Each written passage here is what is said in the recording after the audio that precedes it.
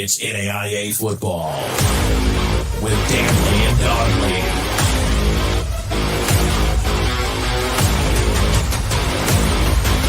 And don't you let a moment go without thinking about what's there for you to reach out and grasp.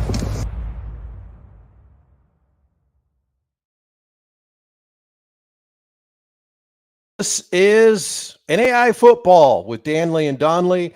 I'm the Dannelly, half of the cohorts for this show. Jason Dannelly joining you live from Fargo, North Dakota here tonight in a delayed version of NAIA Football with Dannelly and Donley. Usually we do this on Sunday nights. We like to get everybody out there, seeing what happened from the previous weekend, and then get you a preview for the next week. Well, this week I was traveling on Sunday, and frankly, it just did not work for us to try to record anything on Sunday. So then we thought about recording on Monday.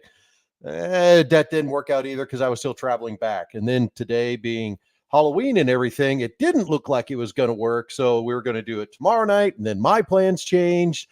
And then we just said, heck with it, let's go. So with that said, we welcome in two-time national championship coach, multiple coordinator of the year, former NAIA offensive coordinator, Pat Donley. My friend, how are you? Jason, how are you? I am a little all over the place, really. Yeah, I mean, just given the last 48 to 72 hours, like sure. I've kind of been a little bit of a world traveler. I've been a dad, first time for Halloween doing that. And then I've had to work my real job that, allows me to do all those other things. So right. It's been a weekend, buddy. Yeah. How was AZ? Oh, it was great. 85 degrees every day, basically 80 to 85. Of course, I traveled to the Phoenix area the weekend that Arizona Christian and Ottawa University, Arizona are both out of town. So there was, and when they're out of town, they're really out of town. Yeah, like Oklahoma and Texas. It's like, okay, yeah, right. You're not catching that game. No, but I did actually email with Kevin Steele, the AD at Ottawa, and I wanted to try to get up, if the schedule allowed, just say hey to him. Kevin has been a huge supporter of VSN and myself personally through the years. I've always liked Kevin. He was at Cal Baptist as an AD, went to Mid-America Nazarene, moved from Mid-America Nazarene, and really started up the athletic programs there at Ottawa. And he's a great guy, and they've got a heck of a program going out there. But unfortunately, I did not get the opportunity to run into him. I was too busy going to a Cardinals football game and eating so much food. Yeah. So much food. Little Southwestern, little Tex-Mex, little Sonoran dog. Did you get a Sonoran dog? I did not get a Sonoran dog. Yeah. Oh, you know what those are? No. Explain, please. It's like a thing in Arizona. It's like a bacon wrap deal. And it's like pico de gallo. It's like a Mexican spin on a taco. I'm sorry, hot dog. Excuse me. It's half taco, half hot dog. Yeah, it's cool. like the Mexican Chicago dog, basically. Essentially, yeah. It's drag it through the garden, bring all the vegetables out, do all kinds of fun stuff. So I big Chicago dog guy too. I would have absolutely eaten every bite of that. I had some good. Of course, I had to get in and out like a tourist. Oh, yeah. But I mean, it was fantastic. My buddy was looking at me like, "You realize this is just a fast food cheeseburger?" I'm like, "Yeah, I know. I love it though. Got to get it animal. So give me 3x3 animal style with the fries, animal style, and a vanilla shake." Why do I weigh 300 pounds? Eating carbs. Yeah. So you're eliminating the bun, but then you're doubling down on the fries and the shake. Yeah.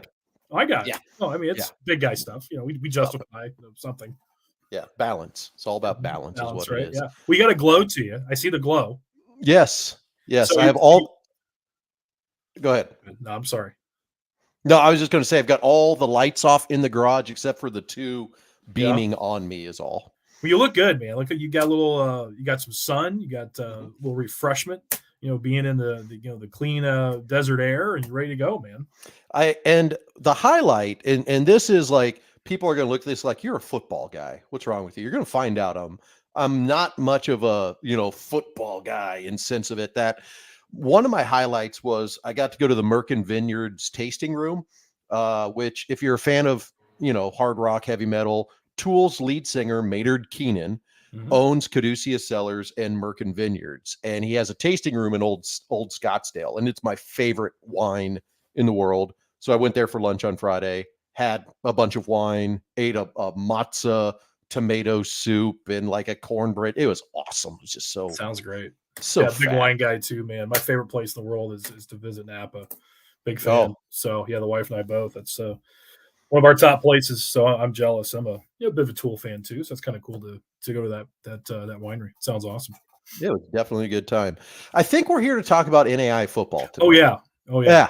Yeah. Not just about our weekends. Yeah. No, how did the Halloween go for you and the kids before it was good. roll into everything here?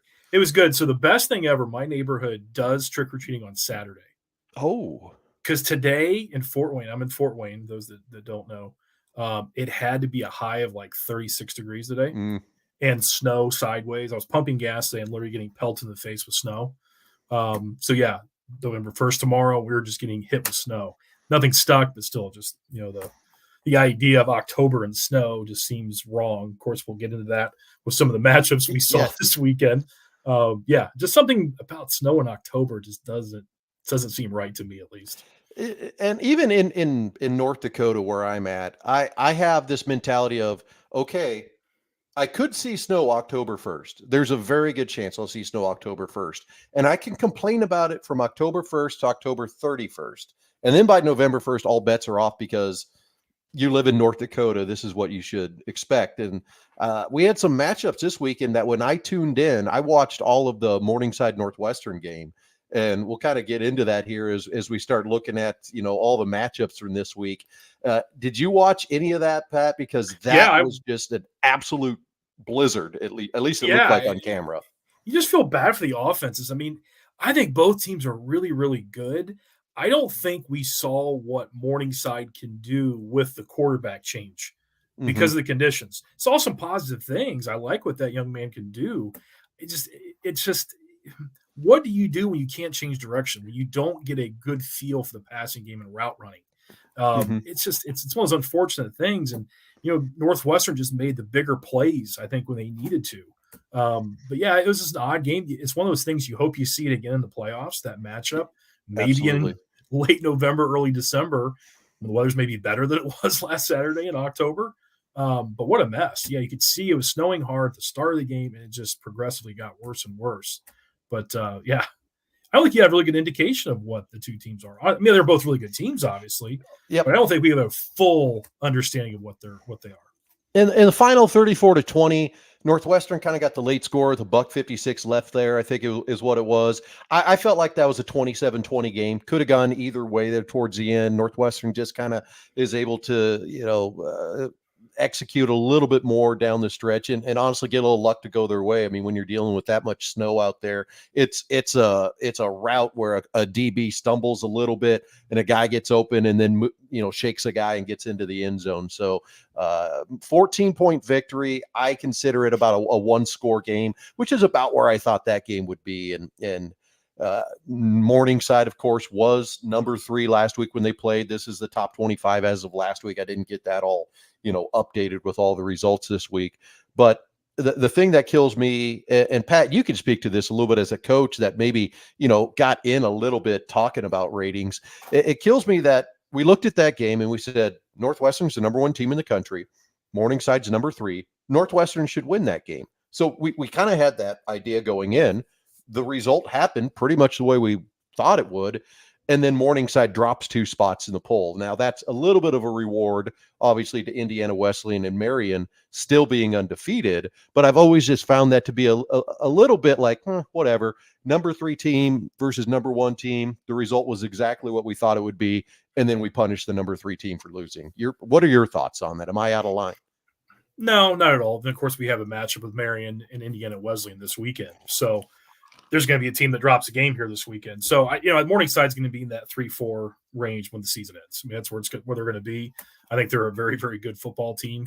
And I would love to have seen that game on better field conditions. I mean, there's no doubt about it. I mean, it's a tough game to watch because, like, anything can happen. Like you said, I mean, mistakes happen and footing and guys slip and turnovers happen.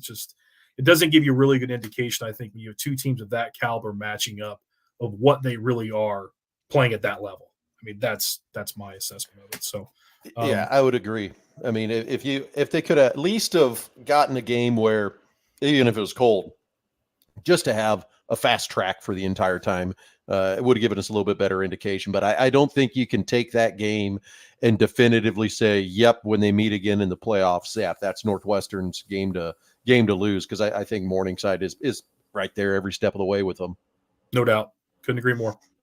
So moving on to the number 2 game, not a lot to talk about here. Grandview defeats Peru State. Peru State kind of sitting number 2, and we'll get into the rankings here in each conference in a little bit. Grandview just demolished them 45-0. Grandview's done that all year to everyone. We don't really have a whole lot to add to that. Marion defeats Taylor, and then Indiana Wesleyan goes on to get the victory. Maybe seeing a few points that, or at least given up a few more points than maybe we thought they would have in that game, Pat. Yeah, it really, that game wasn't that close, Jason. I was at the game. Just a bunch of errors by St. Francis, turnovers, not taking care of the football. Within the first drive of the game was a strip sack for a touchdown. Just kind of snowball from there. Special teams woes.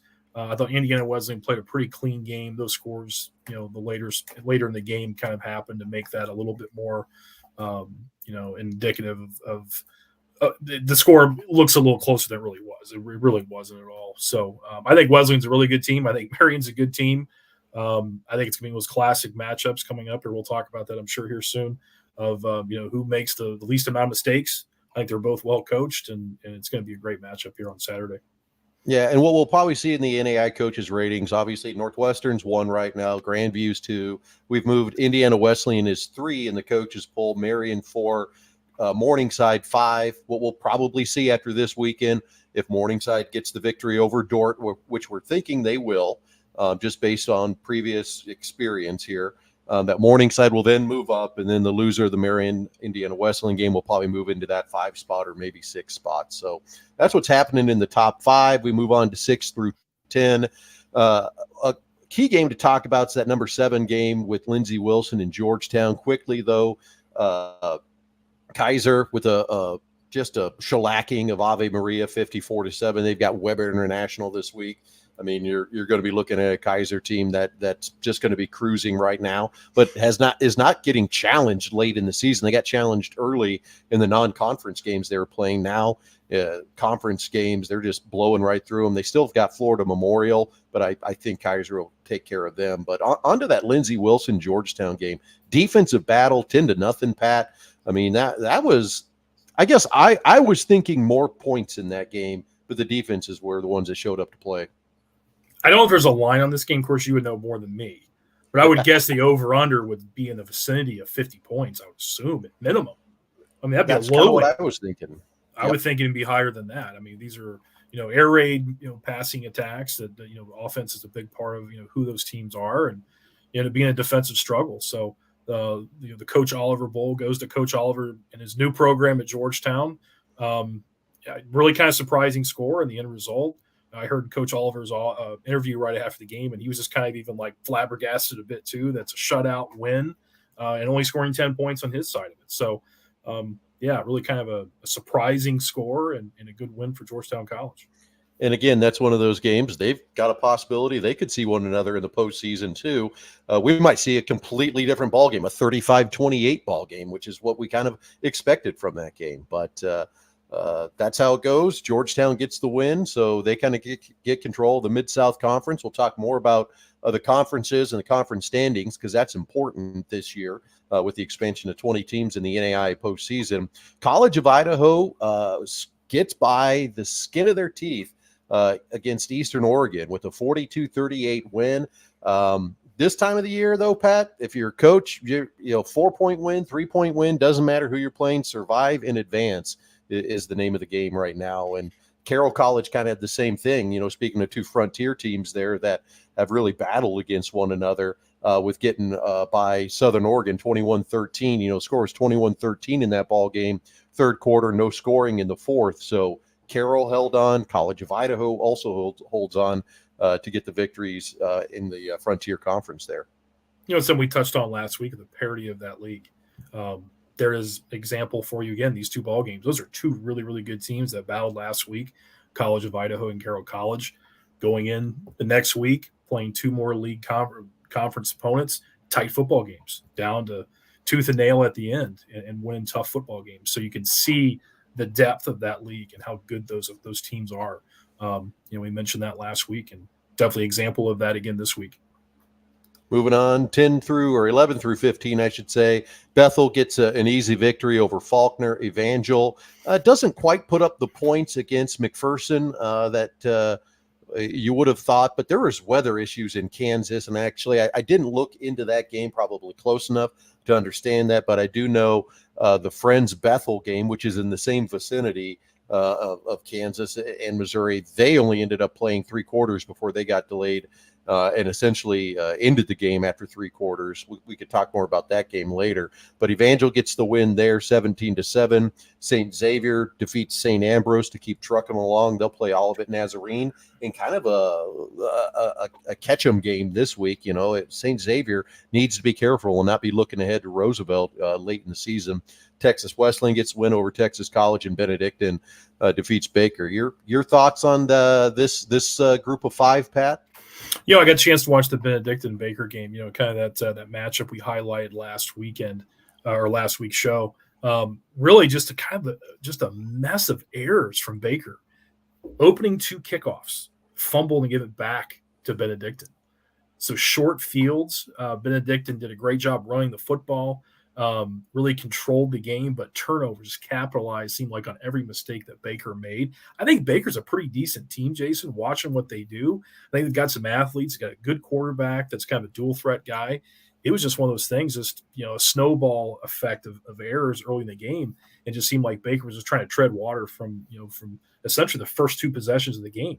Their offense didn't touch the ball. They were down 10-0 after 2 fumbles on kick returns. So it's just one of those things where it's really a challenge for them. I think Benedictine's a really good football team too, Jason. I know they're a 2-loss team, but they defend the run and they run the ball exceptionally well. As we know, in the upper Midwest, when you get into November and December, got to be able to do those 2 things very, very well in the playoffs. Yeah, and you got to consider, who the losses are too. You lost a opening a week game to Morningside, and I think the other loss is to Grandview. So, right, two losses, that two pretty good teams there, and then you defeat a rated team in Baker that was, eye for eye with you in the Hart Conference there. You end up getting the victory. So Texas Wesleyan really handled Texas College. Going back a little bit to that St. Xavier, St. Ambrose result, again, you go back in history, you go back in time in the NAIA, and St. Xavier, St. Ambrose, I mean, that was a dogfight matchup. One of the best games really in the Midwest half of the Mid-States Football Association. And St. Ambrose right now, sitting winless on the year. A little bit surprising to see where that program is. Hopefully to see them bounce back because, they're a team with a lot of football pride. They're a program with a lot of football pride.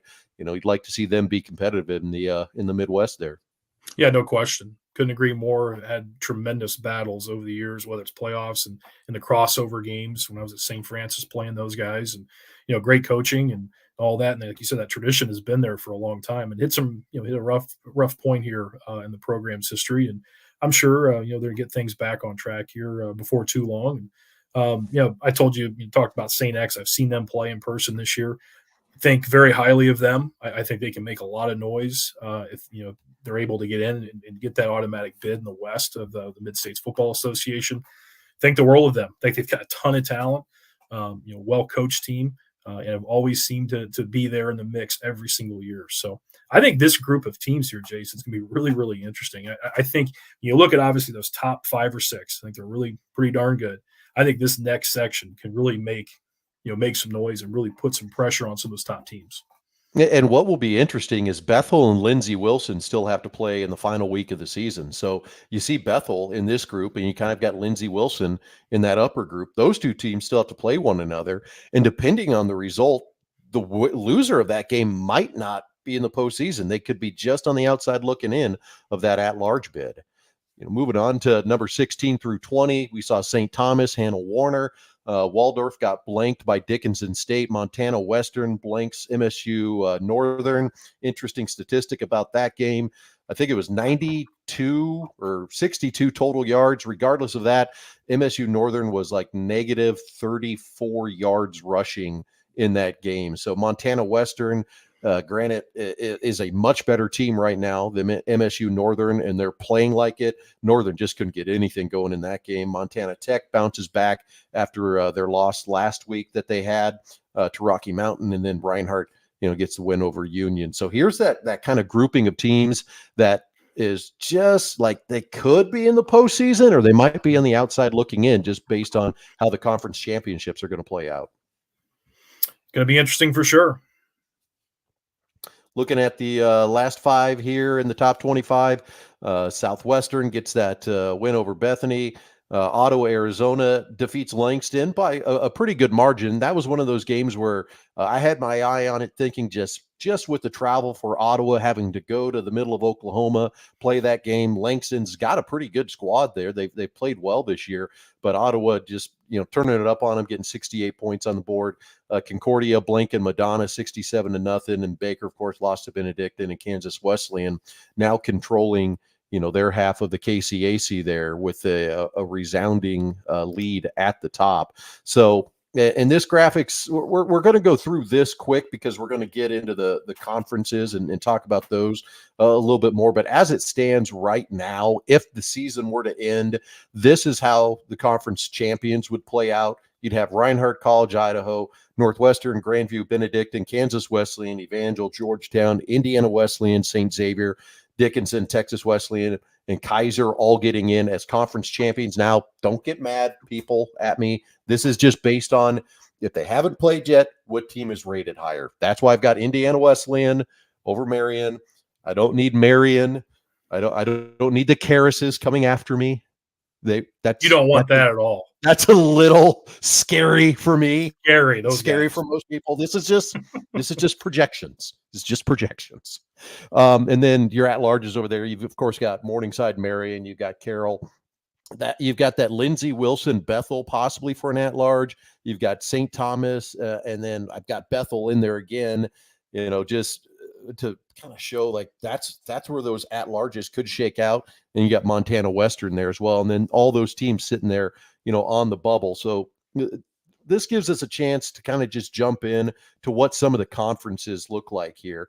And the Appalachian Athletic Conference right now, Pat, you've got Reinhardt leading it 4-0, Pikeville at 4-1. If Reinhardt does slip up and lose a game, they've got the tiebreaker over Pikeville, but it could also be one of those game endings to the season that you might see somebody get in that we weren't even really expecting to make the postseason.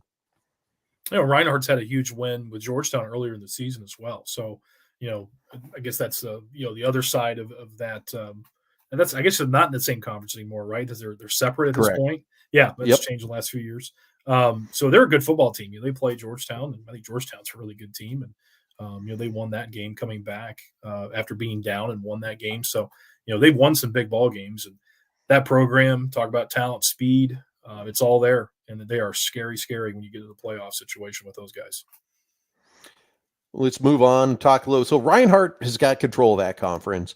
We go to the Great Plains Athletic Conference. You've got Northwestern coming in at the top of the field here, followed by Morningside. And then you've got Dordt sitting there. And Dordt, with the 2 losses already in the conference, if they've got any prayer whatsoever to make the postseason, they've got to beat Morningside this week. If they don't beat Morningside, then they've got no shot whatsoever. And just based on what we've seen the last couple of weeks, it's going to be a tough task for Dordt to come away with the victory over the Mustangs in the Great Plains Athletic Conference to try to shake anything up there. Yeah, and I think Morningside, the game was so odd, being played in 4 or 5 inches of snow, not even having proper ball spotting, and goodness gracious, that was the whole thing. I'm anxious to see how Morningside responds. Again, we've talked at length the respect we have for that staff and Coach Ryan. I'd expect them to bounce back and play a really good game this weekend against Dordt.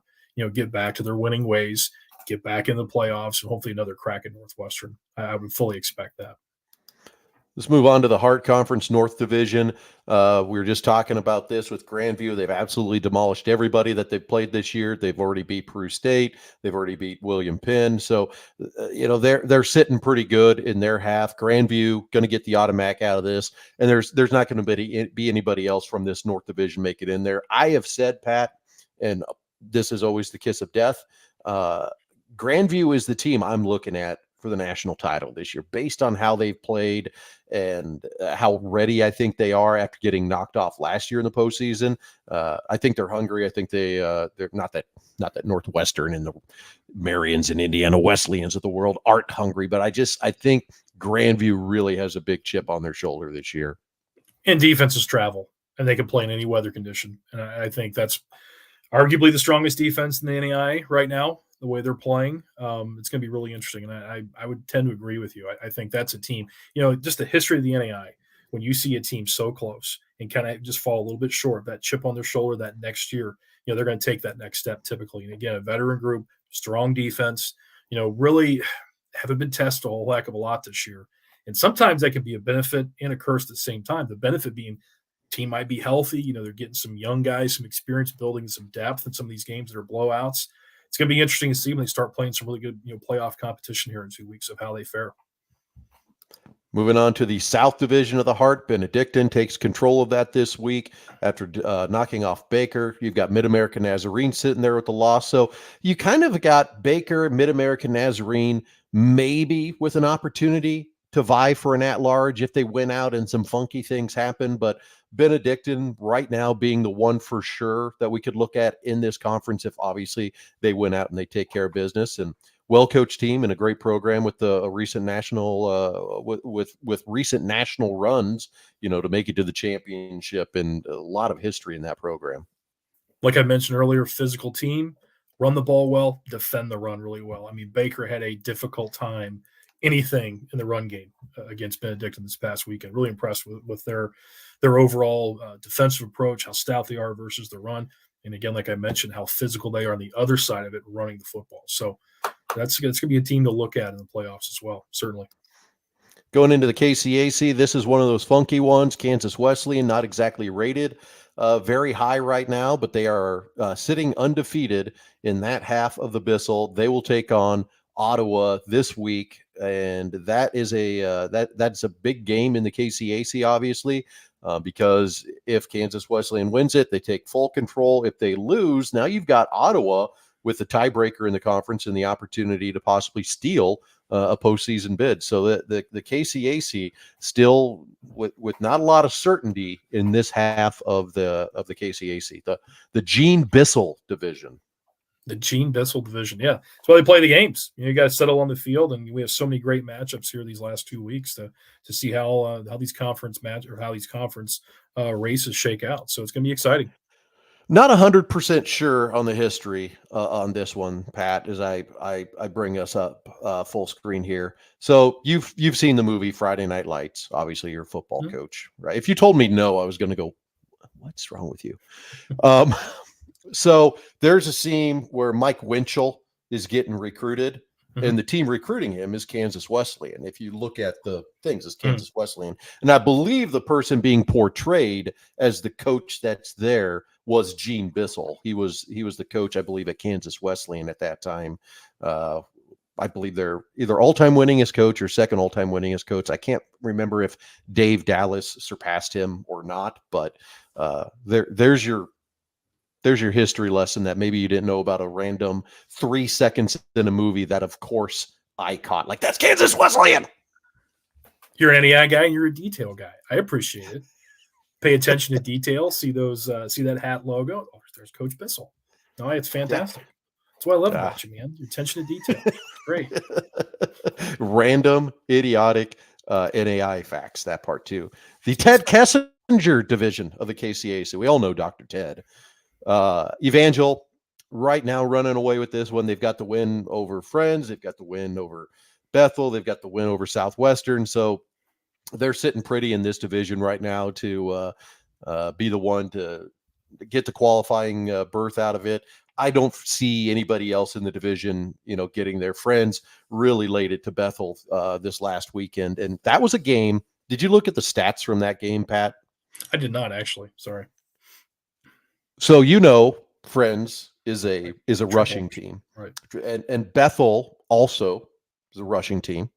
Head coach at Bethel, fun fact, A.B. Stokes was the triple option quarterback for Sterling College back in the day when Sterling kind of turned things around under head coach Andy Lambert, who Andy Lambert was at Sterling, previously was at Trinity International, who you guys coached against in the Mid-States. What again? That's why you're the NAIA guy, man. You're the master. This is just off the top of your head. When was my daughter born? When? I got to look that part up, though. I remember all that other stuff, though. June 20th, by the way. It was June 20th. It's my son's birthday. Was it? No, yeah, no, awesome. Guys, no kidding. That's awesome. Yeah. That's awesome. So, so both of those teams running football teams, and you better not have been looking the stats up as I've been going on this diatribe. How many passes do you think were thrown in that game? Oh, so we had no completed passes last week. I'm going to say, so completed or attempted? Attempted passes in the game. In combination. Combination, total, between the two teams. 6. 0. Oh. 0 passes thrown in that entire game. Was it a weather game? I assume it was. It was a driving rainstorm. They had issues with it. But there's also part of me that thinks Coach Harrison called Coach Stokes. It was like, hey man, let's not throw it the entire game. And they're like, yeah, let's do it. I wouldn't put it past them. I also don't think it happened, but I would love if that was the story. That's insane to me. There has to be a situation in the game that it has to be 3rd and +5. There has to be a situation. There's got to be a 3rd and 8 at some point, a 3rd and 9. Yeah. Even with option teams, there has to be. And still, we're going to call, midline to the right on 3rd and 9. Like and again, as a passing game guy, it just that blows my mind. Like we talked about last week, I've never seen that before. A pass not attempted in the game, let alone both teams. There has to be a record. We have to go, and you have to go back probably like to the 1800s or something. Yeah, like before they outlawed the pass. Yeah, right. 19, whatever it was, early. And the bad part about it is it probably is a record, but I don't know if it'll count since it wasn't a full 4-quarter game. Oh yeah, right. Because they only played like 3 and change, or they only like a lightning situation, or lightning and downpour, and then like for 2 hours, and then they ended up calling it after that. Enough of it. Huh. Yeah, they definitely had enough in that game, and let me ask you, Go ahead. I'm gonna ask you a question. You're the KCAC guy. Do you believe these teams? What kind of noise can they make in the playoffs? I mean, again, there's some unique systems there that are challenged to prepare for, like a Reinhardt, which we played before in the past. And that is a difficult challenge. I mean, there's some things there. I mean, one of these teams in the top 4 or 5 are going to play these KCAC teams early. Evangel has a chance. I think Evangel has got a really well-coached squad, a solid defense. They've done very well on defense. Their offense has a nice balance to it. They're not a triple option team, but they do run the ball well. They've got a little bit of passing. They've got an opportunity. It will come down to matchup, because until recent years, Kansas Wesleyan had a heck of a run a couple years ago, and, very well coached team, well recruited. He's gone on and done fantastic things. Now he's at Army. Kansas Wesleyan really had a great squad that made some noise a couple years ago. However, historically, the KCAC just really hasn't fared all that well in the NAIA postseason, and maybe get a win, but then lose. They really, Kansas Wesleyan getting there, and I believe Bethany College in like 1998 were the last teams in the KCAC to make it to the semifinals. So I think Evangel's got an opportunity if they get matched up with the right teams, but if their path has to go through Grandview, has to go through Morningside, Northwestern, it's going to be a little tougher. Now, if they get into a game maybe with the Mid-South, an Appalachian team where we don't know a whole lot about the two systems, I think you could see something there from them. But if they get thrown to the wolves early, it doesn't matter if it's Evangel or Texas Wesleyan or whoever. That it's not going to go well if you're going up against really that top 5-6 in the NAI, who's pretty stout right now. In my opinion. that's always been the question, how the KCAC is going to do in the playoffs. They're going to have that undefeated team that's had tremendous success. How are they going to match up against a Morningside or Northwestern or Grandview, a Mid-States Football Association team? That's always the question. So Yeah. I was curious. Yeah, Evangel's the team that, like you said, the balance, I think, is a key thing too. I mean, and that's of no offense to Kansas Wesleyan or Ottawa coming from the other side. I've just from what I've seen from those teams this year, and I look at the top 10 in the NAI right now, and I don't think that's a good matchup for anybody in the KCAC right now. Opening round, maybe, get that victory. But you get matched up against one of the best in the NAI, and it's not going to go well. Mid-South, we were talking about that. Georgetown in control. Bethel and Lindsey Wilson still have to play one another. So long as Georgetown does not stub their toe on the way out, they'll get the automatic. Probably for sure one at-large coming from this conference, maybe two. We're not entirely sure. It just kind of depends on how the next 2 weeks shake out, and of course how the coaches' ratings end out going as well. Yeah, Bethel, Lindsey Wilson. That's going to be two good teams. I mean, so could one of those be out, like you said? I mean, could they get potentially 3 teams in with the expanded playoffs and the at-large bids? The other team to touch on just briefly here, and you hate to see it. We talked about St. Ambrose earlier. St. Ambrose historically has been a really good program in NAIA football. Faulkner is a newer program in NAIA football, but has had a lot of success, has made runs into the postseason, and sitting currently winless in their half of the conference, only one win on the year. You hate to see it from schools that have really taken a big pride in their football program. So, hopefully we can see Faulkner bounce back here in the next couple of years and become uber competitive in the Mid-South. Jason, if I can look at the teams we've played, my coaching time, of the most talented teams I've ever seen, one of those Faulkner teams might be it. You've never seen more dudes on a football field at one time than like their 2013 team. I swear to you. Like a 6'5" safety who made a pick that I've never seen anyone make in my entire life. My quarterback read the most perfect cover 2 look. We had a whole shot throw in behind the corner outside the safety. This 6'5" dude literally leaps off outside the hash and makes a pick on the sideline like you've never seen before in the driving snow. And it's like these guys are from the south, southeast part of the United States. We're playing the snow. They didn't care. They played their butts off. My goodness. If it wasn't for the snow, I don't think we'd come out on top of that playoff game. But buddy, players galore, just guys everywhere, receivers, backs, defensive linemen, secondary. I mean, just everybody, just speed, collective speed and talent. That was second to none. I was blown away. Reinhardt kind of reminds you of that too. The teams we played a few years ago. So yeah, Faulkner, love to see him get back. Because I tell you what, man, they had some players and some teams back in the teens, the 20 teens. I don't even know how you're supposed to classify it. 20 teens, the 10s. Is that it? I don't know. It's like 2013 is the team we played. They were undefeated. Yeah. It was like a final 8 game, I think. It was and really from the time that they started their program and came on the scene, it was just better, always pretty good, couple really good teams. So, not to bemoan the point. We'll move on to the next conference. Would love to see those guys get back. Mid-States Football Mid-East, 2-horse race here. You've got Indiana Wesleyan and Marion facing off this week. Both teams, unless, again, everything just falls apart in the next 2 weeks, which I even think with 2 losses, one of these teams get in just how they're rated so high right now. But I think you're going to see both of them. Concordia, Michigan is on the bubble, and we can have a whole show on strength of conference down the road, but I've been showing each one of these slides with how everybody is currently situated, in their conference right now. And you look at that, you've got 2 teams undefeated, a whole slew of teams sitting there at 3-2. And then you've got Taylor, who's played very tough football this year. And you got Lawrence Tech, who obviously is 0-5. They're the bottom team in that conference right now. But look who they're playing against week in and week out. I mean, the Mid-East of the Mid-States right now, if you had to say what's the, quote, toughest conference in the NAIA, I think you've got to have the Mid-East in that conversation, along with the Frontier and some of these other conferences where, they're sitting 2 or 3 deep right now. I would tend to agree. I can tell you right now, Concordia is a good football team. And I'm going to see them this Saturday here in Fort Wayne playing St. Francis.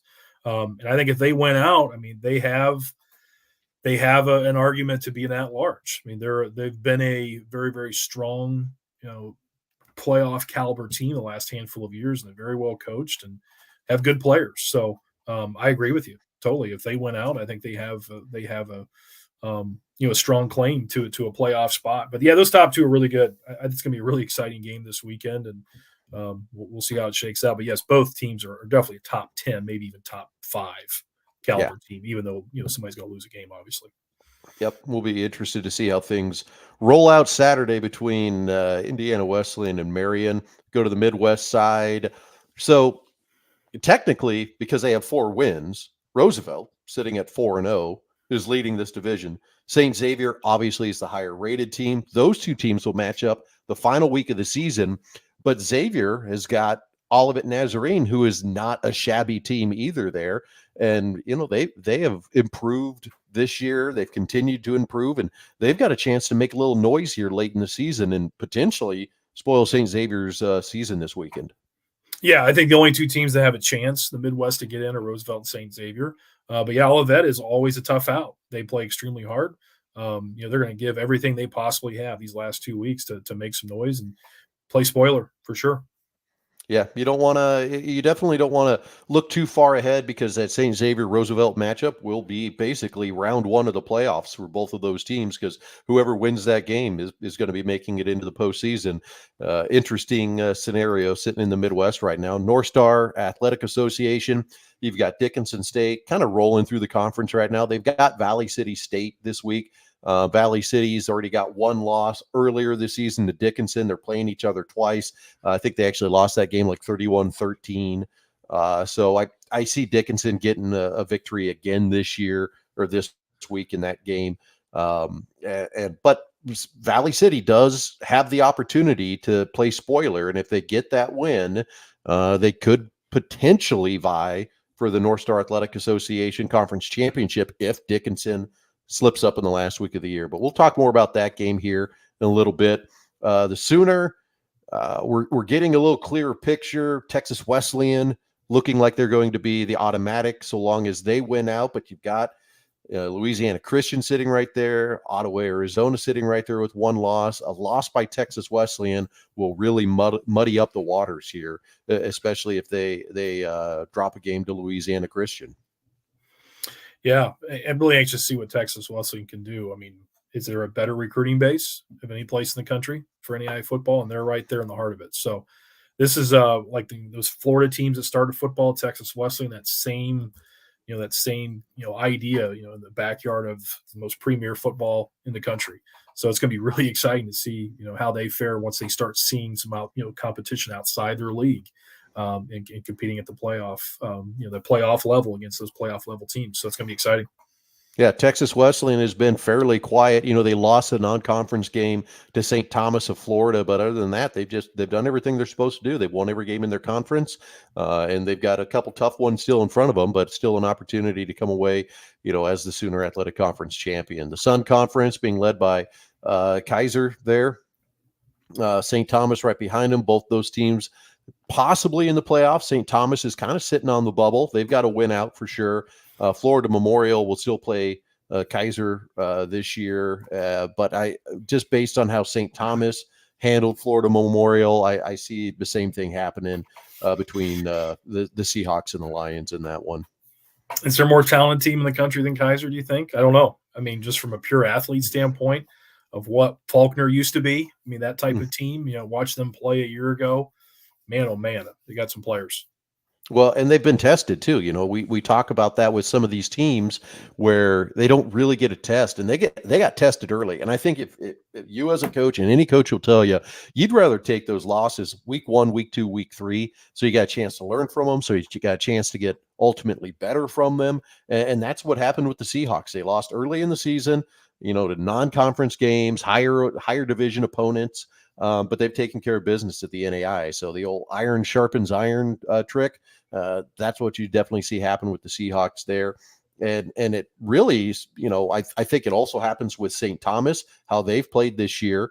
They're a team that could ultimately make some noise in the postseason as well. So it's just still hilarious to me, getting back and actually talking about this now, Pat, that when I started covering NAI football in 2002, one team on this list had football, Weber International. Nobody else existed in NAI football. And now you could say one of the stronger conferences in the NAI. I mean, just in terms of athletes, recruiting base, what they bring to the NAI. I mean, this is a scary conference, to say the least. Scary, scary. Don't have to leave their zip code. I mean, it's really amazing from a recruiting base. As all of us NAI guys in the Midwest and really anywhere, the southeastern part of the United States as well, everyone recruited the state of Florida. I mean, it's what you did. You wanted to go get your star receiver or defensive back. We all did it, and now those guys are staying home. They have great places to go play in their home state. Scary is, to say the least. I mean, these teams are extremely talented. Speaking of which, how many were there back in 2002 from the state of Texas, Jay? Was it Texas College, I think? Was Texas College? And Texas, when I started, Texas College did not have a program yet. The only NAI program in Texas at that time was actually Paul Quinn. I don't know if you remember Paul Quinn. Right. Yeah. Yep, sure. Archie Cooley, the coach that coached at Mississippi Valley State, had Jerry Rice. Right. He had the program at Paul Quinn.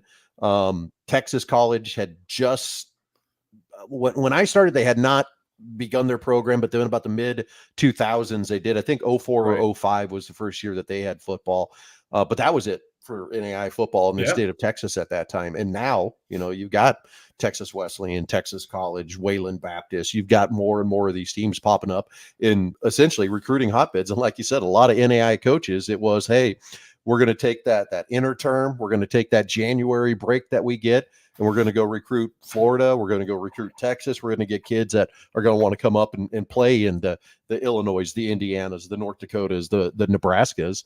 And you can't really do that now because not only have those programs been added at the NAI level, we've seen them added in D3. Teams have moved up to Division II. There's a lot of college football gets played in Texas. And and same with Florida, you've got to have a pretty compelling argument to pull those players into Fort Wayne, Indiana in this day and age. Tougher sell than ever, no question. Did you have Texas guys at Dana? We did. Yeah, so. We had a couple Texas kids kind of out of that Dallas area, Dallas North. We also had a couple Florida kids that kind of came into, and that was exactly what our coaches did. We would have our interterm workouts. You'd come back January 4th, you'd take one class for 3 weeks, you get 3 credit hours, you'd have 5 a.m. practices, and the head coach and another guy usually were not there running the practices because that's when they were taking their trip to go to Florida, to Texas to recruit at that time. So yeah, we had people from all over. We had 23 Hawaiians on the Dana College football team. Wow. Yeah. No kidding. Yeah. I wish I got that recruiting assignment. That'd been fantastic. You wouldn't have, because we had an assistant coach that was from Nebraska that after he graduated from college in like 1952, he went to Hawaii and became a teacher. And then he retired, but then he recruited for the college while he was out there. And then he would come coach football in the fall. And then come November 12th, when our season was over, our season was usually over like October 15th, but when it was officially over in November, he would have a flight Monday right back to Hawaii. Wow. And then he'd recruit more kids for us. There you go. That explains it. Not all bad. We'll kind of roll through the big matchups through the week here. We've talked about them. Evangel and Southwestern. Evangel needs to get this victory, kind of secure themselves and their half of the KCAC. I think they're the better team. Based on just what we've seen. Southwestern started the season really good, but then they've had some losses along the way, and I think Evangel has proved themselves that they're better in this half of the KCAC. They're the team to beat. I foresee this game being a 20 something teens victory for Evangel. I don't know if you've had much of an opportunity to look into this one, Pat. No, I think Evangel's going to, hold serve here. I think they've had a great season. They're going to win the conference championship. That's been their goal since the very beginning. They played exceptionally well, and it's their time, I think. And just the way they've kind of taken the whole approach to the season and played very, very well. On to our next one. I think this is the one everybody's got their eyes on this week. Marion, Indiana Wesleyan. You've seen these teams up close this year. They're right in your back door. Two programs that, again, going in the Wayback Machine, didn't exist in 2002 when VSN started, but now have got some of the better programs in the NAIA. And, Marion has got Coach Ted Karras back. Coach Karras was there for the first push into the national championship and has come back to the program. Indiana Wesleyan had a huge push last year, new coach again. So here's two programs that are kind of at the same stage. They're trying to get over the hump. They're trying to get to that next national championship game. And both have played very well this year. My opinion, and you can tell me I'm wrong because you've seen them in person, I think Indiana Wesleyan's just got that little edge on Marion. Whether it's athletes, maybe it's defense, maybe it's finishing games. I don't know. My gut tells me Indiana Wesleyan in this one, Pat. I think it's going to be a really close game, Jason. Unfortunately, Indiana Wesleyan lost one of their top players in the St. Francis game Saturday to injury. They're great running backs. So, that's going to be a loss. I can't imagine he's coming back anytime soon. Kind of a scary situation, but all reports that he's doing well. So it's one of those games. Marion's not a flashy team. I'm just going to tell you right now. I think they're extremely well coached. They're good up front. They play good, strong defense. They don't have the star power like many Marion teams have had over the years. Wesleyan's got maybe one or two more playmakers more than Marion. But I think they're both of the teams are exceptionally well coached. They're going to execute well offensively. And I think it's going to be a big play situation. Who takes care of the football best? So who's going to make a big play, on the offensive side of the football? Is it going to be something vertical down in the passing game that creates, a big play, momentum change, long score? It's going to be that type of game. It's going to be a 17-14, 21-20 or 24-21 type game, I think. Special teams are going to be a factor. Who takes care of the ball the best? I think it's going to come down to that, literally. I think it's going to be that tight of a game.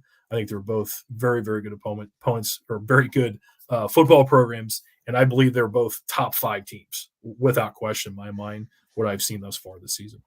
Yeah, it's the conversation we were having a week ago about Northwestern and Morningside.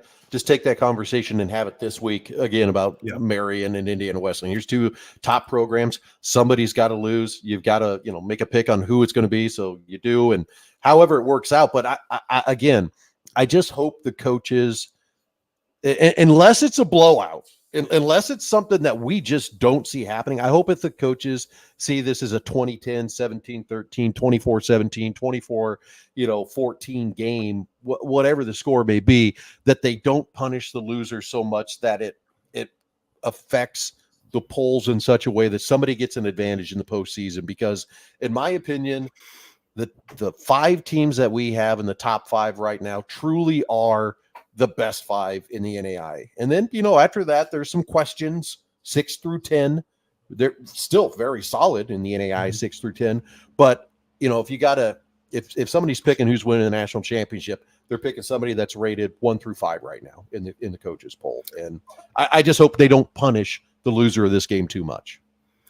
I would imagine it's a tight score. I can't imagine, unless just some unforeseen things happen, turnovers, crazy stuff happening, that would be a lopsided victory for either one of these teams.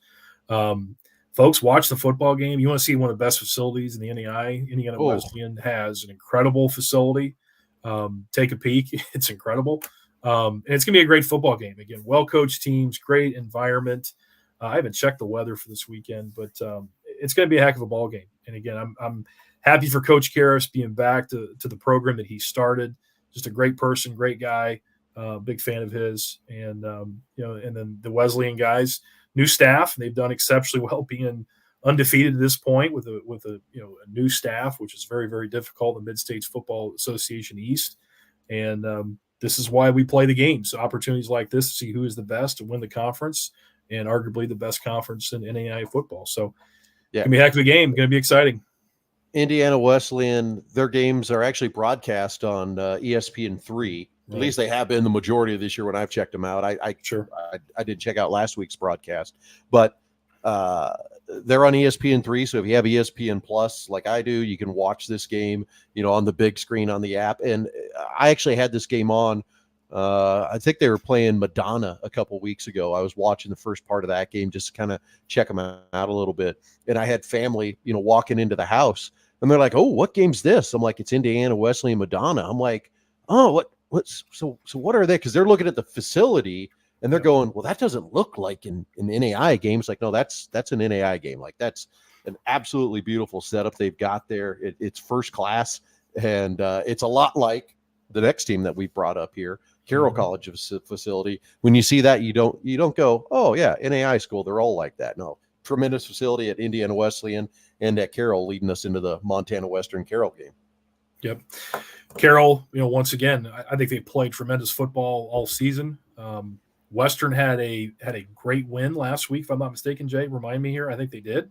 Correct? Yeah, they beat MSU Northern. Northern, right. Yeah. Yeah. So Northern, not a tremendous football program, but just Montana Western every week, little better. Right. You keep. They're definitely a team that has improved week over week in the NAI. You better buckle up in the Frontier, no doubt. Every single week, every game is going to be competitive, tight games every single week. So this is going to be a heck of a challenge for the Fighting Saints. For me, I put out my picks already, and they're on the website. I've completely forgot who I picked because it's the sort of game where it's like, well, I could see Montana Western winning that because of this. I can see Carroll winning this because of this. So it's a toss-up game. Usually I go Carroll College because they're the home team in this game. I give them the edge. But if I look at this game Saturday in the fourth quarter and Montana Western is up 31-20, I will not be shocked because Montana Western just got a really quality football team this year. And Carroll College, they also do, but something's got to break. Somebody's got to bend in this game. And I don't think it'll be Carroll. But if the result goes the other way, I'm not going to be one of those guys sitting here all surprised. Wonder what the weather's going to be like. I think it's supposed to be a little bit improved this week in Montana. What's crazy is there was much worse weather to play college football in Iowa last weekend than there were in the places that you would think there would be piles of snow. Now, there was snow in Montana. They've got piles on the edges of Nelson Stadium. I saw some shared photos from former offense. Well, I don't even know what he's coaching anymore, but he was the O-line coach and strength coach, Jim Hogan. Oh, yeah. How's Jim doing? You talked to him? I have. What a great guy. Oh, Hoagie's great. Just salt to the earth. Fantastic. Awesome human being. Yes, great family and everything. We could talk forever. I actually had an experience with, Coach Hogan after one of the Carroll College's games where we were up there just kind of waiting for the postseason to happen.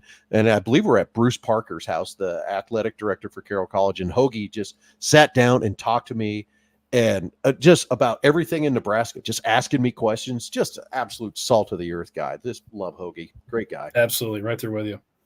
Carroll College, they're my pick for this week in this Frontier Showdown. So we move on to the North Star. We won't spend a lot of time on this game just because it's one of those. Hey, just think about this game a little bit, because if Valley City knocks off Dickinson, causes a little turmoil in the North Star, Valley could backdoor their way into the NAI Championship Series. I don't think it will happen, but I just want people to be aware that of the screwy things that could potentially affect the NAI postseason, this is a game that could do it. I have a question for you. In the last 20 years of the NAI postseason for the playoffs, has anyone been in more than Dickinson State? I mean, Morningside, yes. Morningside, until recently, St. Francis. I mean, take your what you would consider the blue blood powers out, and Dickinson's that team. Dickinson's in there every year. When Hank Bijou was the head coach, Pete Stanton's continued that on. Dickinson has just always had a quality program. And the way that they do it, if people, especially somebody that lives in North Dakota and has been to Western North Dakota, they're primarily doing it with North Dakota, Montana, South Dakota, and Wyoming kids. They're not bringing in a ton of JUCOs. They're not bringing in these, kids from all over the place and trying to, strike fire for 1 year. They're doing it with local kids. And Dickinson is just, they've had a tremendous program that was started by, Hank Bijou years ago. Coach Stanton's continued that. I mean, you're right. I can't think of another program that just sneakily, has gotten into the postseason as much as Dickinson has, in the last 20 years. Sustained success is so difficult at any level of football, especially this one, because there's all kinds of factors why teams dip every once in a while and have to get their way, back into that competitive national landscape. And it seems like those guys are there every single year. And usually back in the day, if you remember, always get that first round trip to Helena, Montana for years and years back in the 2000s, for sure, mid 2000s. Just didn't matter. An annual trip. Yeah, it didn't matter if they were undefeated, rated 8th in the country, maybe should draw somebody else. Guess what? We don't want to fly anybody into Helena, Montana. So Dickinson, you get to go to Carroll and play in the first round every single year. I think a better way to phrase that question is take every team in the last 20 years that's won a national championship and eliminate them from the conversation. Mm-hmm. Who's made the playoffs the most? It's Dickinson. I mean, Dickinson is in there because as I was going through it, it's like, well, no, they won a championship in 16. They won a championship in 10.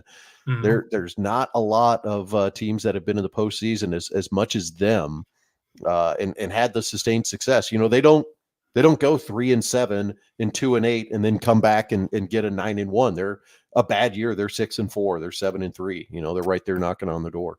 Consistent success is such a challenge at any level. And that's, again, you see it all the time with them. It's always impressive. Yeah. And so to open the conversation up bigger, looking at, people like, what your dad has done at St. Francis, looking at what Steve Ryan has done at Morningside, to see like every single year, they're having success. They're in the postseason.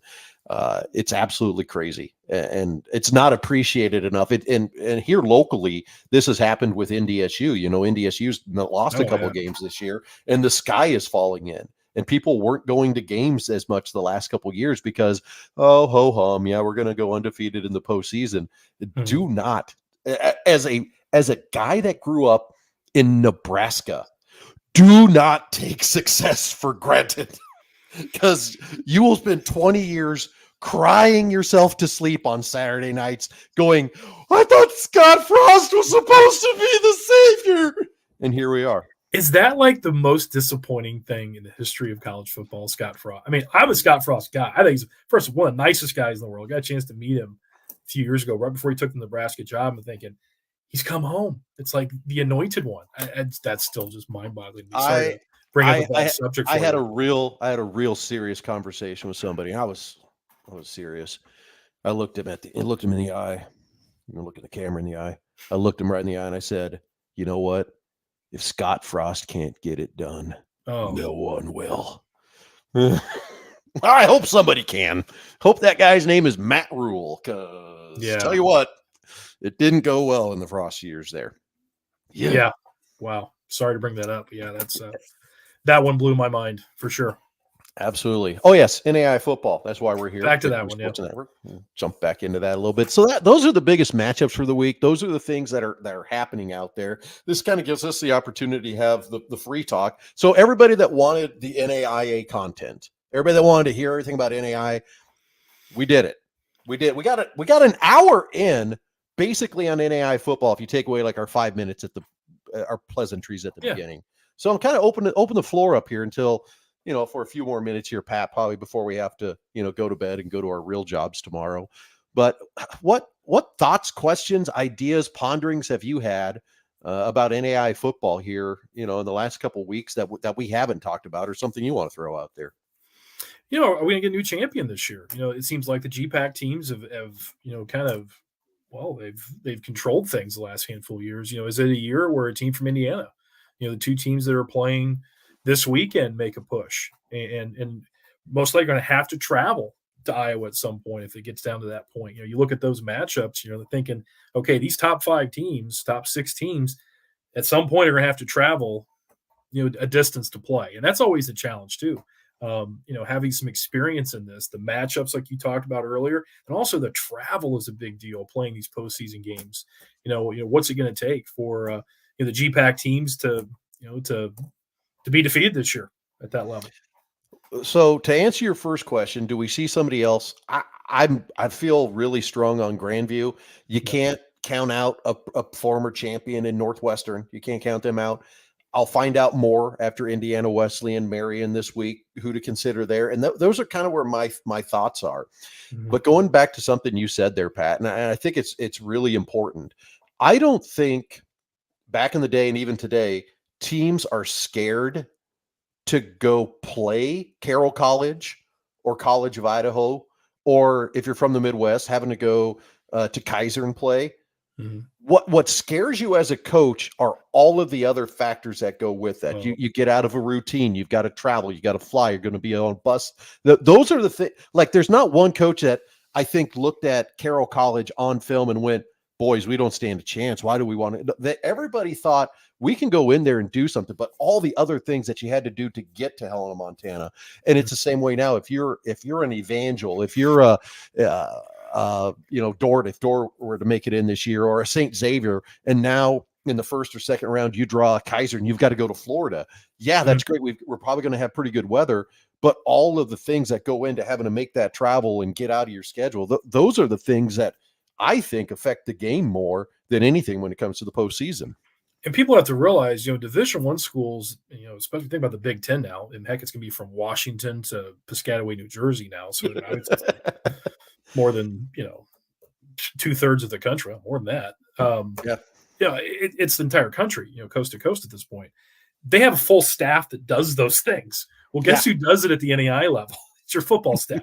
Yep. I mean, your AD's, taking a lot of, that challenge on.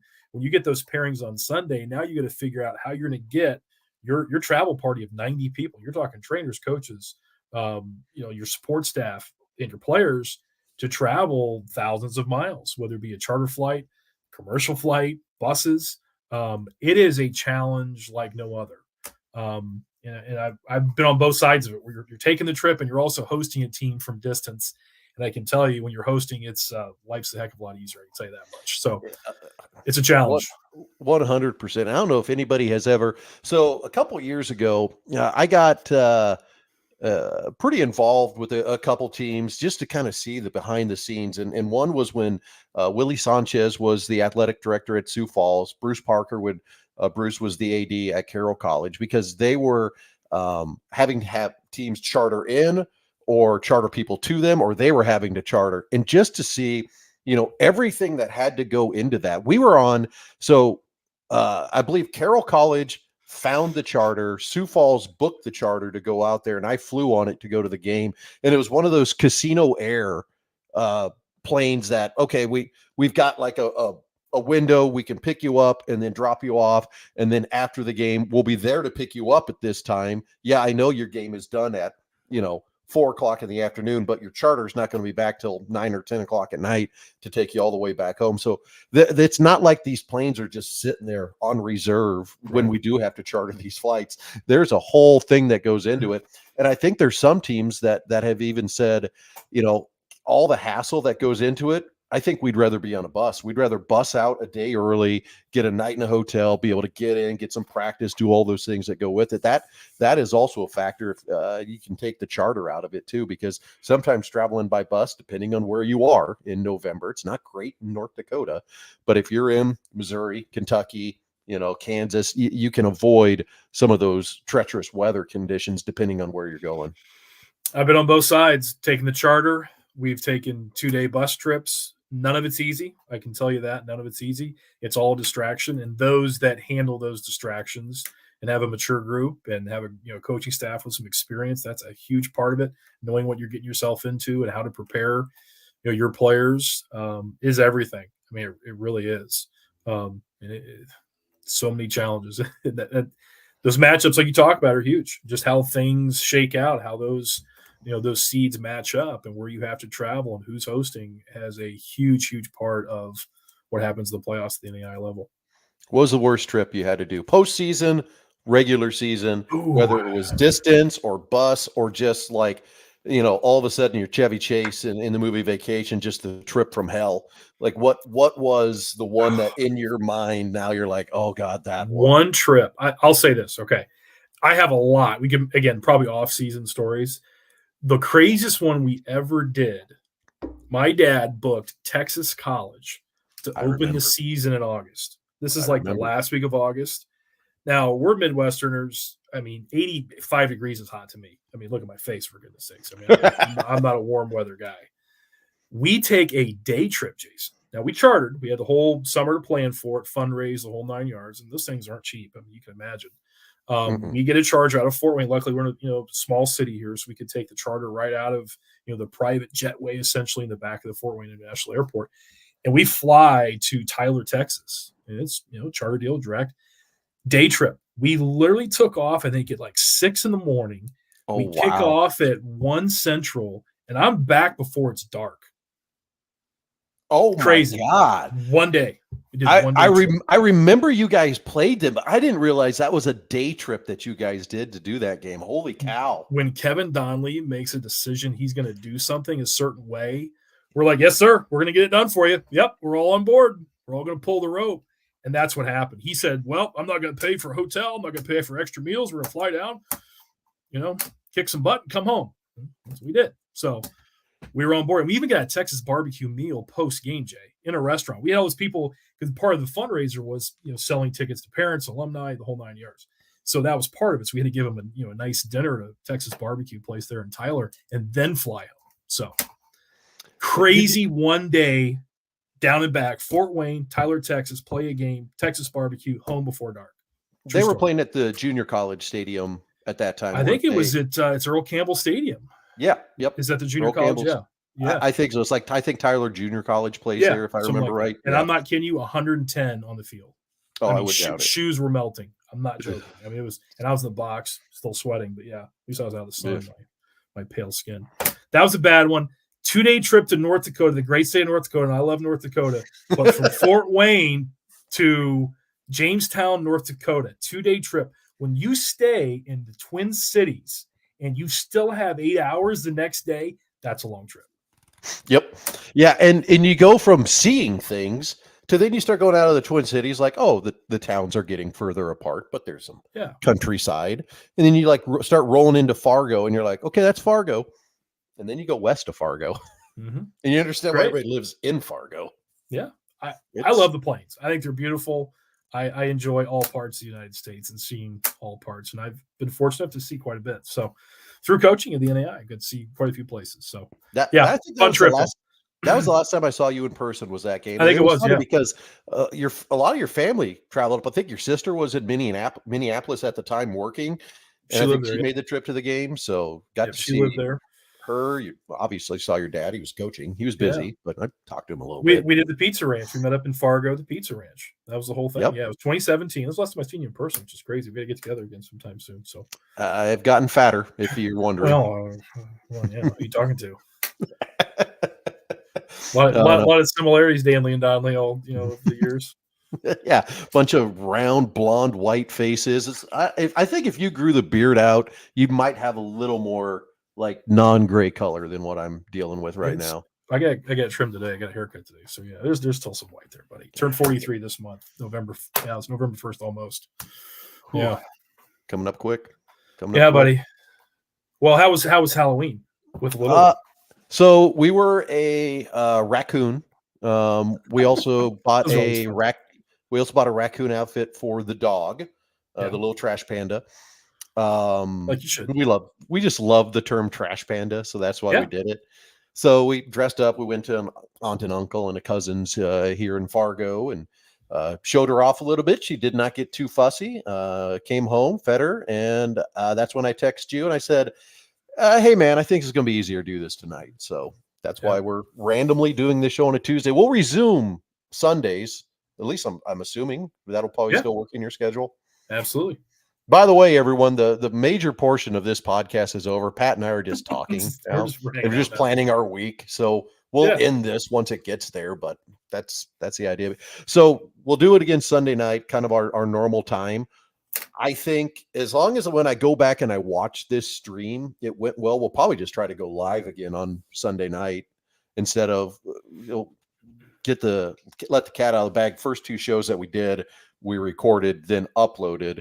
This show streamed live as it went out. So we were worried about swearing on the air. Just shockingly, we've been pretty good. Shockingly. If you heard how I speak every day at work, like I think my employees would watch this and go, he went that long without saying the F word. And they'd be, You've censored yourself quite well. I know we I, have all types that view this program. Well, some think so. So we can cater it all. Well, and there's coaches out there, and I really respect how they can do it, and what their faith means to them, and how they dang gubbit, and that you probably heard I've probably said things on here that people would consider to be a swear, and it just goes right over my head.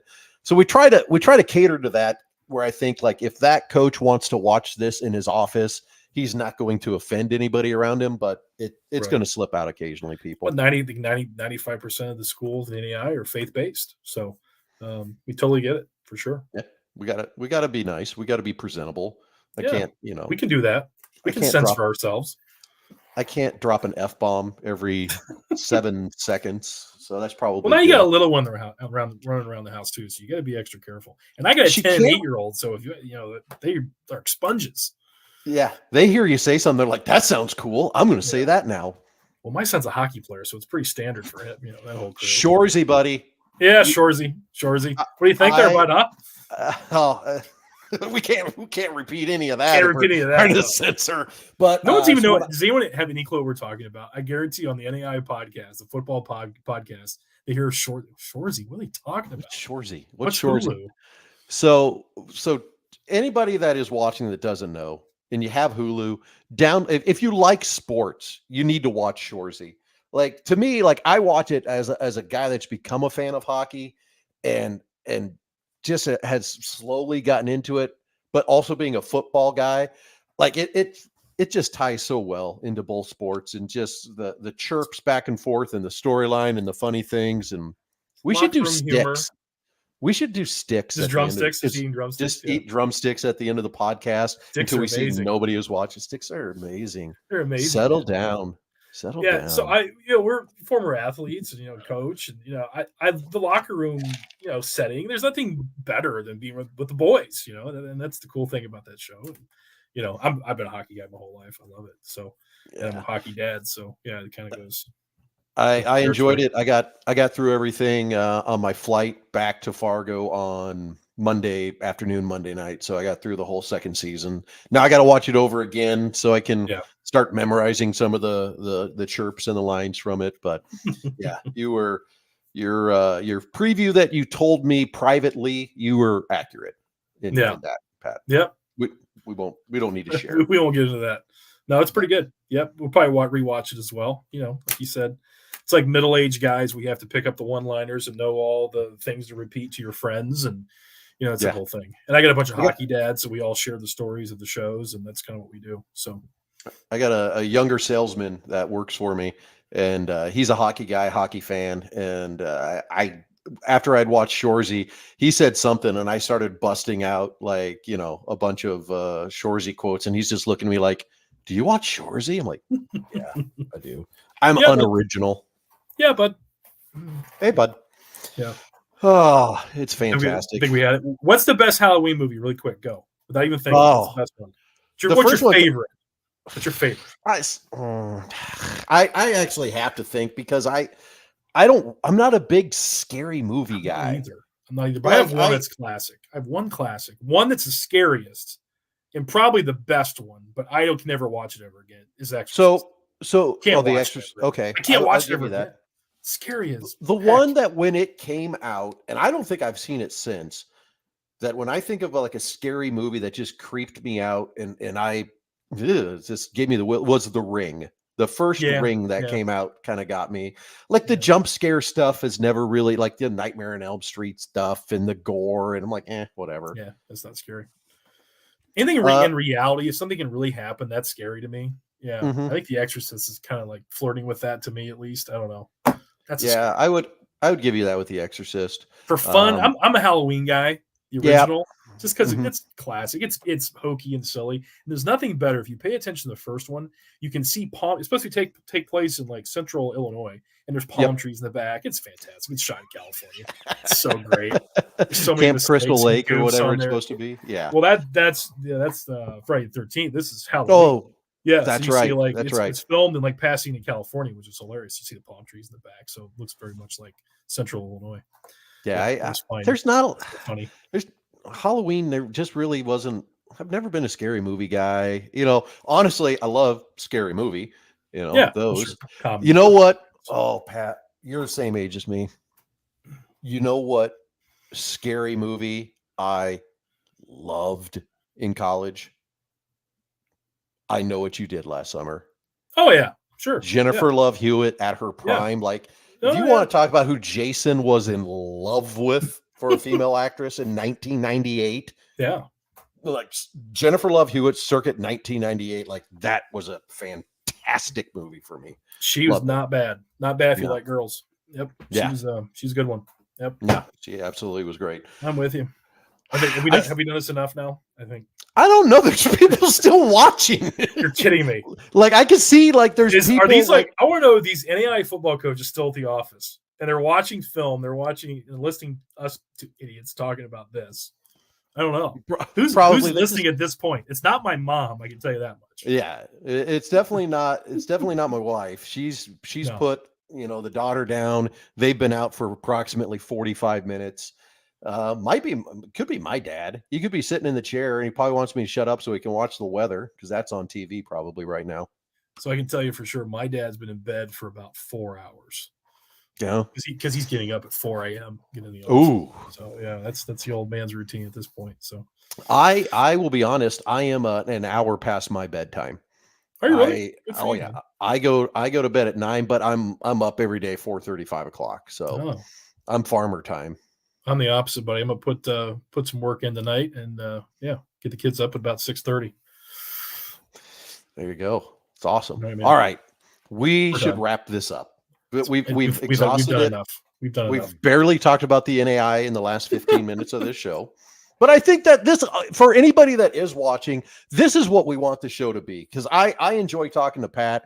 We could talk about anything. We want it to be entertaining. We want it to be informative about the NAI. But we just, if Pat and I can't have fun doing this, this show will not last. If we just come out and, the top 5 of the NAI. Rattle off stats and, talk about the few clips we were able to see. Because it's hard to watch this many games. Yes. In the time frame that we have. But we try to watch, the top end, the matchups, the top matchups and be somewhat informed and, bring some opinion to it. All right.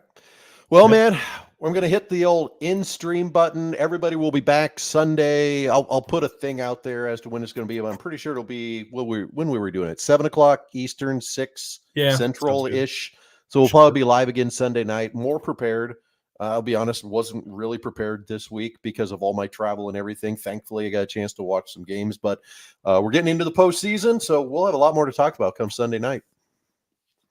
Pat, you have a good one as well. Tell the wife hello, and I'm sure I'll be probably texting you as soon as I hit the end stream button here. So thanks, everybody, for checking out NAI Football with Dannelly and Donley. We will be back on Sunday. Later.